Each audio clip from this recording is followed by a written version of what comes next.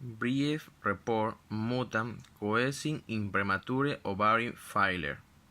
Definition: Premature ovarian failure is a major cause of family infertility. The genetic cause of this disorder remaining unknown in most patients.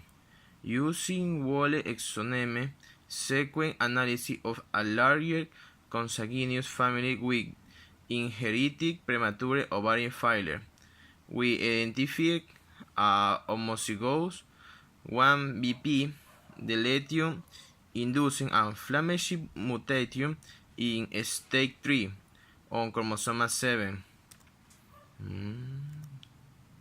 Infertility.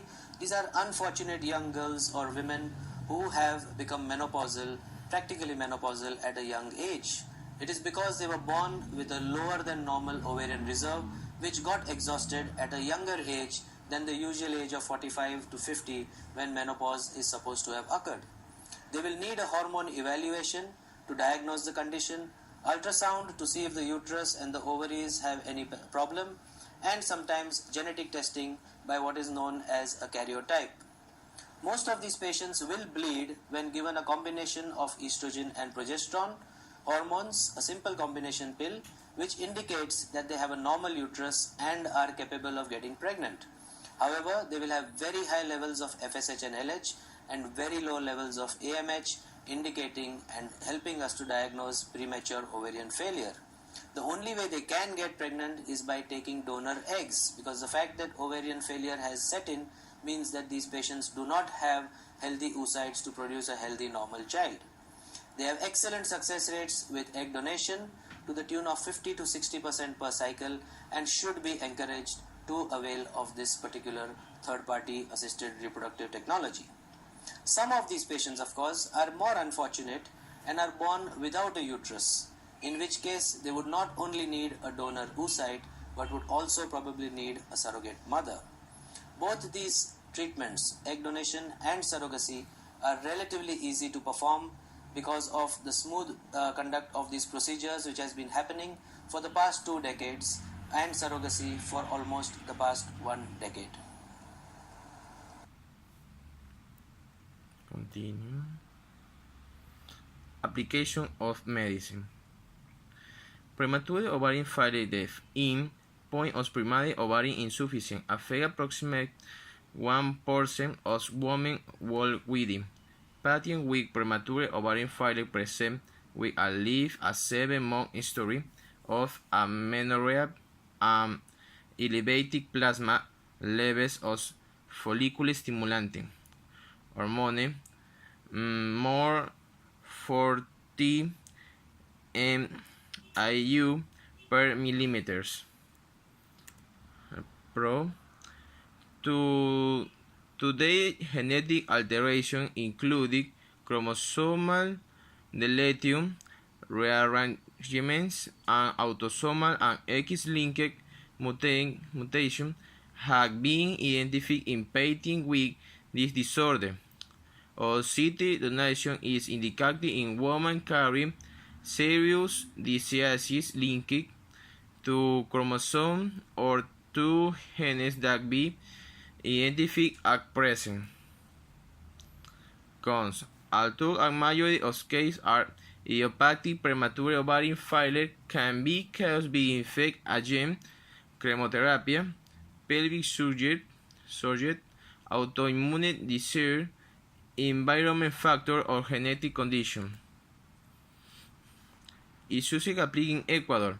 In the Ecuador, the woman present with the pathology of premature ovarian insufficiency used to oocyte donation method is indicated with woman carrier of serious disease linked to chromosome on 2 possible genes to be identified as present. The use of oocyte from another person prevent the transmission of serious disease in the offspring.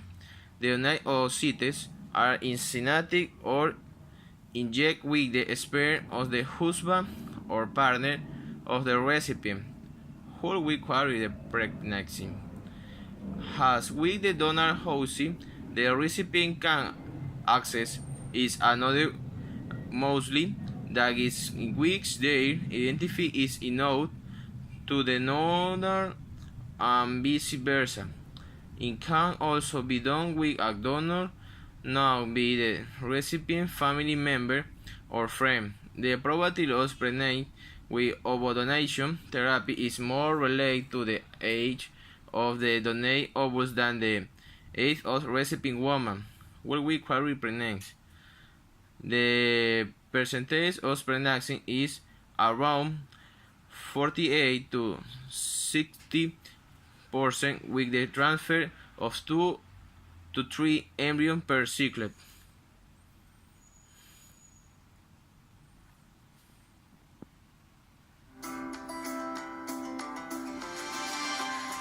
There's been so many patients that we worked with. Like, I could just sit here all day and tell you stories, but another really interesting woman that I had the opportunity to work with, she had an FSH of 50.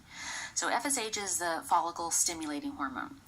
Its job is to stimulate the ovaries to release an egg. It's a feedback mechanism, and so the more receptive that the ovaries are to being stimulated, that number will be lower. And so as they get older, as your ovaries get older, they sort of get deaf to FSH. And so, the pituitary gland is secreting FSH, and the ovaries are like, what? And you have to keep secreting more and more FSH, and that number goes higher and higher. When the FSH goes above 10, it's very unfortunate, because that tells us that you have about a 1 or less than 1% chance of conceiving naturally. So it's a very pivotal point. It isn't set in stone, but that's what the current data show.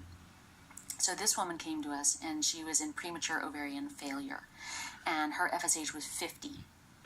So we had no conversations that acupuncture or Chinese herbs or the conceivable program was going to help her get pregnant. We were trying to just prep her for a donor egg cycle. Like, her FSH was so high that she couldn't even use her own eggs. But she was taking her basal body temperature, so I was looking at her chart, and she came in on the day after Christmas. And I was looking at her chart, and I said, it's weird, because her temperatures were very high after ovulation, which indicates a lot of progesterone production. And I said, it's weird because it looks like you're pregnant. And she said, well, you're a very good doctor because I am. And she had gotten pregnant naturally. And again, this is not an everyday occurrence. Certainly women with elevated FSH in our practice using the conceivable program do get pregnant sometimes, but not typically with FSH of 50. And so I told her I was going to do a victory lap around the table. I was so excited. She was very happy too, because the donor cycle is like $40,000, so they canceled the cycle.